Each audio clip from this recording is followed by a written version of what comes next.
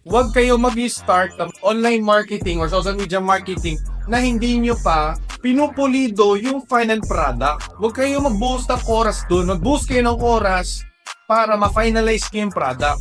Kasi kung yung product masarap, maganda, binabalik-balikan, tsaka nyo na problemahin to find many leads or maraming potential customers. Kasi wala kwenta yung maraming leads kung low conversion rate. Kunyari, 100,000 yung nakakita ng product mo kasi dalawa nang bumili.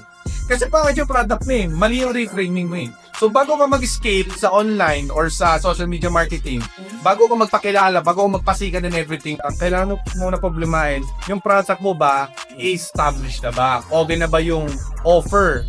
Kasi sa pagkagawa ng product guys, kailangan na sa offer yan Yung offer, yung pricing, yung market. Yung kailangan yung tatlo Pinakamalaga din yung offer. Kung walang pwedeng offer mo, wala. So I highly suggest, bago ka magpasikan ng pag-expand, mag-franchise or etc., kailangan mo muna hanapin yung pinaka-final offer doon sa product.